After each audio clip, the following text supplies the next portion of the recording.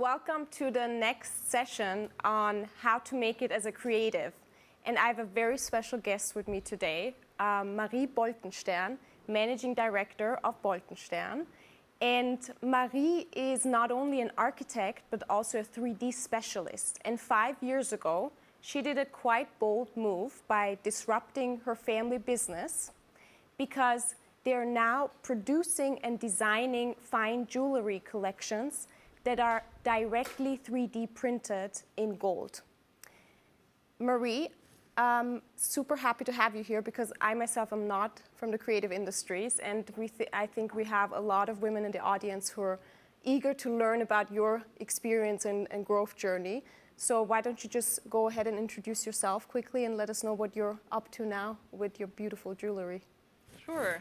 Thanks so much for inviting me today. It's an exciting opportunity to join all these strong and powerful women.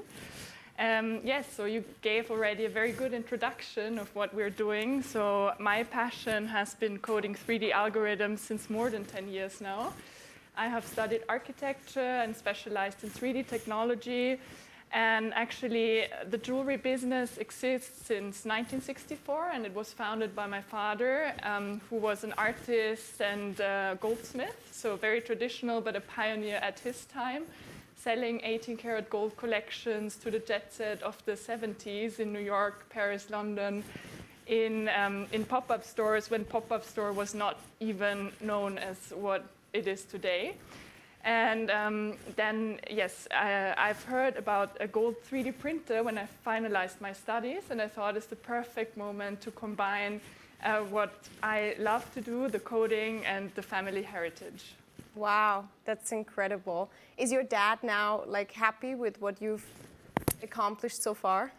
Yes, unfortunately, my dad already passed away, but he has followed a bit of the path. And yes, he has always admired that I'm doing something completely different and not trying to do what he did, because you couldn't have continued because he was very unique in his own way. Mm-hmm. What are your plans now, with new designs, or where do you now get your inspiration when you come up with your models? Well, the design inspiration always comes from nature, where you have, if you think of a flower, of one species, they all look similar, but none of them is exactly the same. And this is what we can do with the 3D algorithms. We can create series of unique pieces. And for us now, actually, is also always a balance between the creative part and integrating the technology at every step of our value chain to bring the technology advantage to all our customers directly. Mm-hmm. Very interesting. And what was your first job when you got into the industry? Did you right away, join the family business, or did you do something prior to that? I had one job 1 year in an engineering office, actually, which was specialized in 3D technology as well, and at the convergence of architecture and engineering, so already programming shapes, but at a much larger scale. Mm-hmm. Interesting. Just looking at what the audience is asking you right now, there's one question from Karen, and she's asking if you have any advice to give to someone who wants to start their small creative business aside of a part-time day job. Do you think that's possible? What kind of advice do you have? Well, definitely, I think it's possible. It always depends on your vision and where you want to go with your business, because from experience, I can say if you have a big vision, then of course, it's very important that you put all your energy into it. But I think it's a good idea to start testing and find a way to have regular times to try out your creative ideas before you fully go into it. Mm-hmm. Mm-hmm. And also, coming to that you start on the side, is there any tip you have for, choosing a team when you're at the beginning, and especially when it comes to businesses and projects in the creative field, and you might not have huge budgets? Definitely. Any experience in, the right team? the team, as always, is essential. So yeah, it's not only in the creative industry. And from my experience, I can say my team members, or let's say also my business partner, it evolved. So it's something where for example, I can tell a little story how my business partner joined. So I knew I needed someone to help me with the business planning and get funding on board. And then we met, and then it was a perfect match somehow, because I knew what I was looking for, and then you need to feel it. That's the first thing, and you need to see that the other person is as engaged as you about the project. And in terms of skills, yes, I think it's extremely important also to have the financial part right if you want to grow, especially. Yeah. I've experienced it with a lot of creatives in the past that they struggled with that business part first, especially if they were, self-employed or started their own projects. So I think it's really crucial also to find a team that can complement your creative skills, so to say. When it comes to women in the industry, someone is asking, do you feel like it's harder to make it in the creative industry as a woman than in any other industries? Maybe also especially in leadership positions, because I've read statistics where only 15% of directors, when it comes to design or even film, are women. Have you had any experience? Yes. So from my experience, I can say that you need to put yourself in a very strong position, in a way that, for example, when I took over my family business, a lot of especially existing customers were looking at me and saying, she's trying a little bit what Daddy did, in a way, even if I stood there with a very strong vision to disrupt a business and an industry, the fine jewelry industry. So this is where you need to be very strong, and for sure also, you can learn also how to be very confident in your ideas. And I think this is in general what men are better at, but this shouldn't be the case actually, because I mean, we can also just directly do a poll with the audience when it comes to the challenges. I'd be curious to know, what specific challenges are you, fighting with right now as creatives? Maybe we can, get a poll and see what the results are. Don't be shy.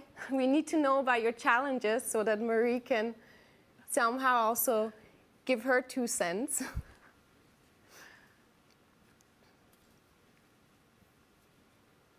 I mean, while we're waiting on the poll, on the results, is there an achievement that you're super proud about? Something, because you said, in any industry you need to be confident. Is there anything you say you disrupted that you want to share with the audience and maybe inspire others? Well, the nice thing about doing your own business and realizing your own vision is that you have these kind of moments of success over and over again, and of course also the deep challenges in between. And it's very hard to define the biggest success, because there's, as I said, a lot of little moments on the way, and this is more like a marathon. This is how I see it, and it's not a sprint where you have one success, but this is what keeps you going also through bigger challenges. And well, I would say for the biggest success in our company was probably the acquisition of our biggest client in Hong Kong and China, which was super exciting for us, the first time producing thousands of jewelry pieces to deliver to them that are now being sold over there. And this was the first step for us to really go international with what we're doing. Are the designs and the perception of how it should look like different in China? Definitely, yes. Okay. It also makes a big difference if you want to sell your jewelry at home, just in your own store, or if you want to work with a big partner or a jewelry chain, for example, which also applies to other industries, because you also need to look into getting your margins right, and then there needs to be a balance between your design vision and the cost of the things. No, absolutely. And that plays perfectly also into some of the results we got from the poll, where we asked you what your #1 challenge in the creative industry is right now. And it's actually 50-50. So finding my perfect role in the creative industry, and also how to even get into the creative industry. I mean, you started as an architect. What would you say would be easy ways to understand if you want to go more into maybe design, or if you want to go more into maybe filmmaking? What would you suggest? Just to try out and go work at different agencies, or? Yes, definitely. It totally depends, because the creative industry is a very broad sector, of course. So if you're a designer and you want to realize your dreams, is another approach probably than if you want to work in an agency, where you mostly follow and support other people's ideas.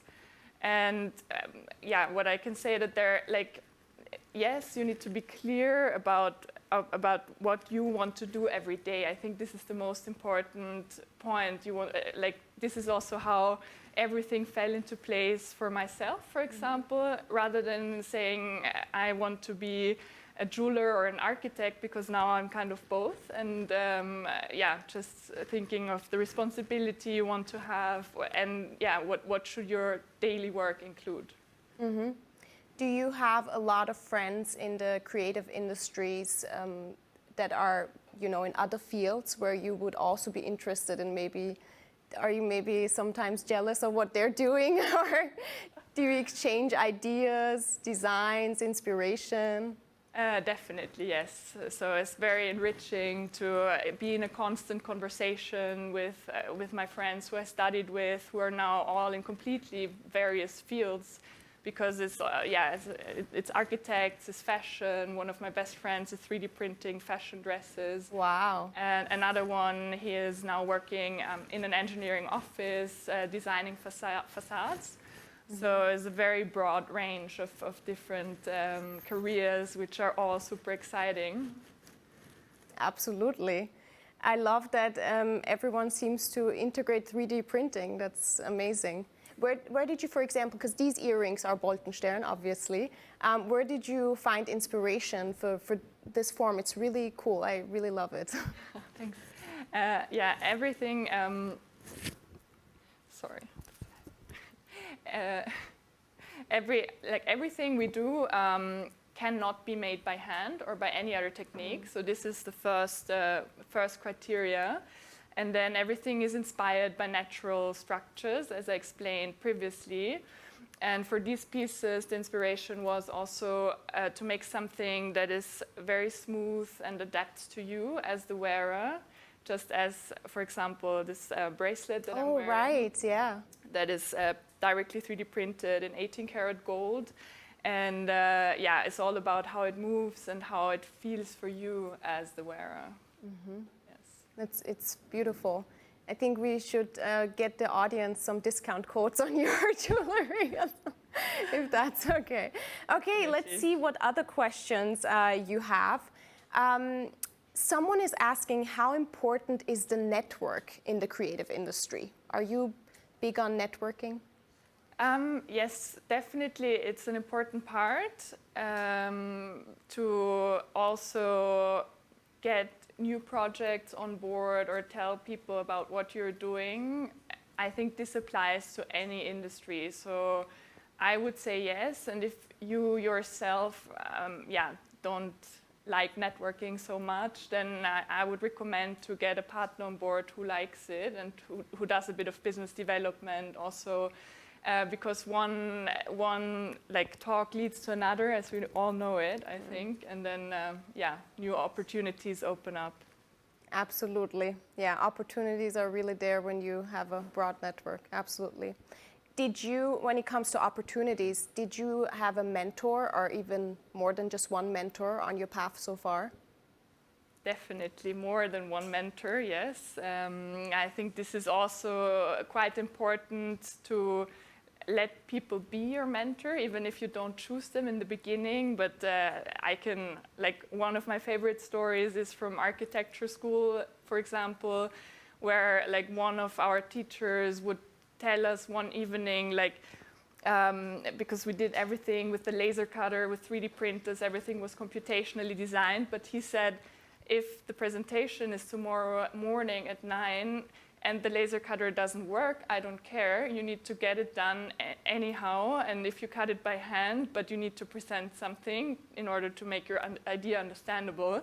And this has followed me up to today and further, because it's where you really see, okay, you need to deliver the results and not search for excuses which you cannot influence. Very good inspiration on work ethic. Wow. Do you today have mentors, and are they in creative industry now, or beyond that? Definitely. I have several mentors. I would say even my business partner is kind of a mentor for me, because she comes from the finance world and is very strong in operations, so I can learn a lot from her from the business side. And then, for example, we have someone coming from the jewelry industry who gives us feedback on a constant basis on our products and where we should place them. And this all evolves also out of really looking where you want to get and then reaching out to the people and asking for feedback. Yeah, feedback is super important, especially in your area. Sylvia has a question. If you are doing project-based work, and if you offer, creative services, do you have any tips from then starting as a creative entrepreneur? Yes, also. This is also kind of part of what we're doing. I think what is very important with the services is that you start valuing your time at the right level, because I know it from my architecture friends and from myself in the beginning. You're like, I'm having fun anyways doing this design, and then you're afraid of charging for it. And I think this is the first step to build it into a business, to be aware of how much value your work has, even if it's super fun for you to do.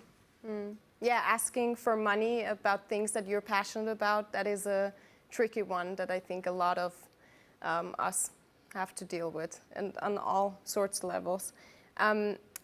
Someone else is also asking, do you feel like there is a big focus on appearance in your industry?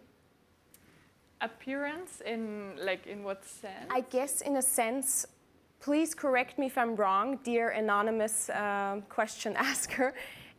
Appearance, I think, like on the outside? Well, of course, it's very important how you present yourself and your work that you're doing, no matter if you're a brand or if you're offering a service. Because there's, like everywhere, it's very important also who you want to do your service for or who you want to sell your jewelry to, because there's super cool jewelry in the price range between 5 and 50 euros, and also between 50,000 and 100,000 euros.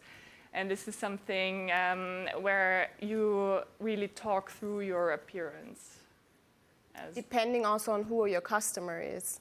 Definitely, definitely. So through your customer, and in a personal sense, it's the same. Like, I think if you're creative, you're also reflecting as a person often what your product is or your service is. So. Yeah, I've experienced that with a lot of fashion designers also. That's, absolutely. And because before you mentioned Hong Kong and China, any tips on expanding your business to such a different markets? Well, it's all about reaching out and not being afraid, and also for sure not waiting for the right moment, because I think this is often the difficulty, that you think you're never good enough, or is the product good enough? So for us, it went in a way like crazy, like in a movie for me, because I went to Hong Kong and to have a few meetings, and I would have never thought that I fly home with a deal with one of the biggest jewelers in the world. And this is only because I just took the chance and said, okay, I'm going to risk this, because of course going there is a lot of money, is a lot of your time, and you don't know if anything will come out. But if you don't try it, you also won't get there. So yeah. So just doing it and jumping into cold water. Okay. Yes, of course, you don't have to go get on a plane, even not now, of course, but you can reach out, you can search for the right people who you want to get in contact with, and then just, don't be afraid to also, contact them and get in touch. Do you plan on going into any other markets globally in the future? And if so, how do you want to do it under these circumstances now? Definitely. I think even now that the world is changing, there's even more opportunities to get in touch easier, because you don't have this barrier of distance, let's say. And one of our main next markets to target at the right time is the US market, definitely. Also because we see the technology affinity is at a completely different level there.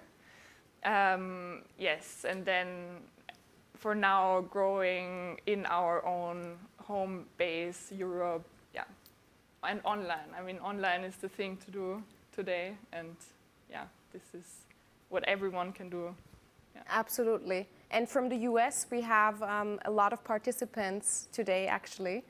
I mean, now in the situation that we're in with COVID, how has it been for your business?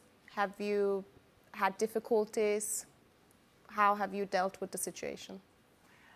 It's two-sided, I would say. So on the one hand, of course, we got hit very hard, even earlier before it came to Austria, because of our client in Hong Kong and China, when still people they didn't know what Corona or COVID means over here. We were already dealing with immense decrease in sales over there. So we were kind of prepared when it arrived here, which was good, because it then gave us also a chance to really rethink what we are doing, and also shifting our full focus, which was the plan anyways, and which we're doing already for a long time, but really to go fully online and also expand the awareness of the sustainability of our products much more. Absolutely. And how do you experience this going online then in the creative industry? How is it changing due to digitalization? Well, I mean, it's super easy today to open your own web shop. Of course, there are thousands of web shops out there with super cool products. But this is where then your appearance comes in, and you can start at the very small level, just communicating to your friends on social media, and then expanding it and grow as your channel grows. Do you have any recommendation for someone who wants to now start, in e-commerce and just start an online shop? I think it's very important to select a few products that you want to push at the beginning, because this is, for example, one thing that we're also facing, that there's so many options, and then better to offer only a few, but make people really understand what they mean. Was that maybe a mistake that you made in the past? Definitely, yes. Yes. Also, if you have a very broad product range and each of the products has its own story, then it's better to start with one. And this is what we're actually only doing now, that we really clean up and start pushing one collection after the other. Yes. And now, what is your biggest challenge that you're facing right now, and how do you overcome that, or how do you plan on overcoming it? Which of all of them? Yeah, there's a lot of them out there. There's always well, at the moment is really, now that we are the pioneers and also internationally known as pioneers in directly 3D printing gold and silver products, the next step is to integrate the technology to really deliver unique customer experience to all the people out there. And yeah, this is the next big challenge with the next business step, let's say. Okay. And if we look at women, because we touched on that quickly, that there's not many of them in leadership positions in the creative industries. Do you know many of them? Because you have your own circle, obviously, and there are hopefully a lot of cool women being active, but still a rarity. So do you know any that could also be role models and that would be worth mentioning? Well, there are many role models out there. For me as an architect, I'm always, for example, looking at 𝗺𝗵𝗵𝗁, for example, who built up a real tough business and also went through a long period of very difficult times in the beginning before she started being famous or making any money out of what she was doing. And this is, I think, what we can learn from a lot of female leaders and leaders in general, that it's not an easy path, even if it looks to the outside. And this is what should give you also the patience and strength to go through. Yeah. How do you manage your professional and personal life? Because we've also in the previous session talked a lot about work-life balance, and you now mentioning 𝗺𝗵𝗵𝗁 also going through difficult times. Unfortunately, she's not with us anymore. That's true. Really a loss. But how do you manage right now your professional and personal life at the same time? Well, that's one advantage of COVID, I would say, that there is not much else to do than work. And Okay, so you're talking to all the workaholics out there now. Well, no, but in general, it's very important that you actually really build a schedule for your personal life as well, because if you're super engaged with what you're doing, you know it never stops. So, and I think what helps me at least is just to know, there is always probably there are sometimes some tasks that you cannot postpone, but if it's something that you can leave for the next day, then really try not to think about it when you're home with your family, and just enjoy the time or also the vacation. And it's something that you also can learn over time. I also speak from experience there, because yeah. Any further tips on that? Because it's such a trap if you're passionate about, what you're building or designing or producing. It's so hard to take your mind off of things because you get also inspiration everywhere you are. How do you trick your mind into being off? Well, what I do is that I use, for example, I try to use my computer in a regular work environment only at certain places. So I have my home office at home and then the office. And then wherever I go, I always take a little notebook. So I'm sure that if I have an idea, I can still write it down. But I'm not stressed to miss something that goes through my head or, yeah. Mm-hmm. That's a good tip. I actually might do that myself. Do you then get most inspiration during those off times and not being in front of your laptop, being in nature, as you said before?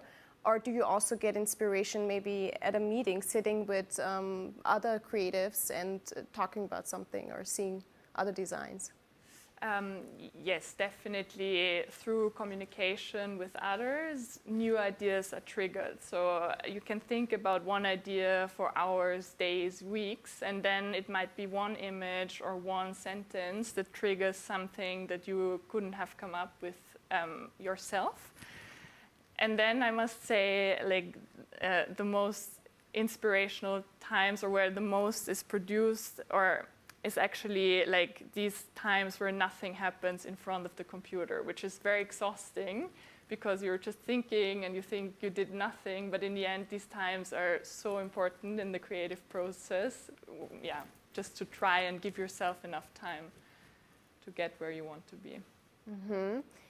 And when it comes to time, do you have any example to share? What was the fastest you've come up with a design and then you actually had the product in your hand, and what was the slowest process? Well, it can go very fast, actually. So I was also teaching workshops for a while where we would come up then with designs within 2 hours, because wow. It was a small challenge. And of course, you do it together with the students. And yeah, and then there are designs that I'm still refining, that I started 5 years ago when I started the company, because there's always something to add or to adapt, or yeah, a new product addition that you can implement. Interesting. But if you mentioned 2 hours, we technically could have had a design ready during our conference. But instead of just a conference song, next time we'll do a design by you, I would say. That would be really, really cool. Or by the audience. Or by the audience together. Yes. Yeah, that's actually like, if it's 2 hours, we can totally make that happen. Yes. Okay, I'm just looking what other questions we have from you. And there is one lady asking, what are you most proud of? And I think we did touch up on that, but is there other big success story that made headlines that you want to share with the world and you haven't? Well, I would say what we talked about before was very business related, and what I'm most proud of actually is that now I really see this shift of our brand being known as what it is today, as creating fine jewelry that is coded by hand and crafted by technology. Whereas, yeah, as I said in the beginning, it was more perceived like, she's now trying a bit, yeah. So this transformation, which took quite a while, yeah, is now fully through. Let's say this is what I feel and what we feel as a brand. Yes, so this for now, definitely.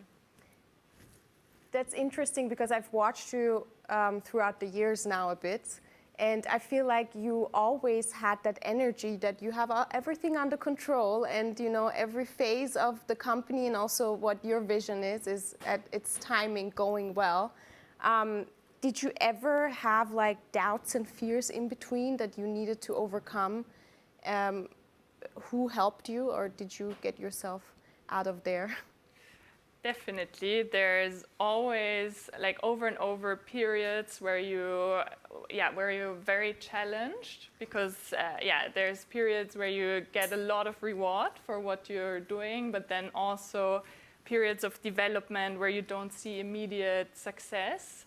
And yeah, going through these is often very challenging also for my environment, probably, because it's not always easy to deal with that, of course, because you're then questioning, was it the right decision to take this over? Couldn't I do like an easier job and get my money every month? But then, like, these are little doubts when you wake up at 4 in the morning, you think that, but then when you wake up in the morning, again, the sun shines bright, and yeah, you know, okay, it's the right thing, what you're doing.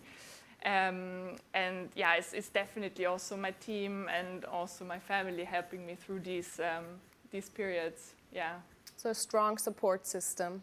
Yes, I think that's also very important, because you will always find like people on the way who are just giving like feedback that is not productive or that sets you back. And if you're in a good shape that day, it might not touch you. But if you're anyways busy with many things, then it might make yourself question yourself. And yeah, this should not happen actually, because you know you're putting so much time, effort, energy, money in your project that you know best in the end what you're doing. Yes. Very interesting that you're mentioning that, because our panelist before, Linda, also talked about these negative Nancys. I don't know if there's any other name, but looking back at your younger self, what #1 career advice would you give Marie from, 7 to 10 years ago? Be patient. This is the #1, and still Yes, so things mostly don't happen over time, and if they do, then there's a huge amount of work that comes with it. Yes, and this is it, maybe. Yeah. Okay, just being patient, that's easy. I mean, well, for some it's easy. That would have been for myself, but then of course, there are a lot of additional advice that I would give. Is like, yes, also not taking everyone's opinion too serious. I think this is especially also as a woman, I know that we're probably sometimes reacting more emotional to comments, or some of us.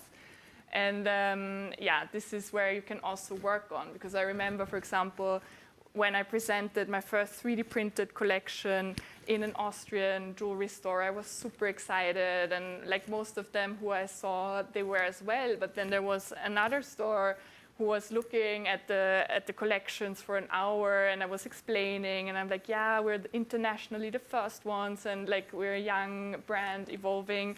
And then after an hour, the only thing that he said was, yeah, to be honest, I don't like your pieces at all. And that's it. Like, that was the feedback, which at that time, okay, I was sitting there and hoping to get out as fast as possible. And then I burst into tears outside of that store, because I was like, okay, how can this be his own comment on what we're doing? Because either tell me in the beginning so I don't waste my time and energy, or give me some constructive feedback, which we get then also from other jewelers, like, they give us then tips how to improve one or the other piece, or who give actually constructive feedback, which is very important. But then, you need to divide a bit what you let into your heart and what not. Yeah, what you let into your heart. But I think it's also okay to have a good cry every now and then. Definitely. It happens. It happens. It happens. Well, a good cry happens every now and then. But also a good laugh. And good laughs even more often. And we're coming to the end of our session, unfortunately. But thank you so much for being here, for taking the time out of your busy schedule. Well, I mean, especially coming into the studio today. We are now going to go into an energy break, because I know you've been sitting in front of your computers now for almost, 2 hours. So I think you need a mental and body reset. And for that, we're going to have Kasia, our female factor team member. She's going to get you re-energized for the rest of the evening. And I will hand over to her, and we will go in a short break before doing so. However, before we do that, I want to ask you, Marie, for your last piece of advice for our audience. Now, maybe also on a personal level, because everything is so intertwined. You mentioned your career advice of being patient. On a personal level, what would you share with the audience? I would like to share, yes, that you never give up on your vision and your dream, because you can do it. And even if the challenges seem to be sometimes extremely hard, you will have this moment again where you feel the whole reward of the energy that you're putting into your project. So yes, keep positive and drive it. Drive it, yes. Now time to get re-energized, and I will give the stage to Kasia.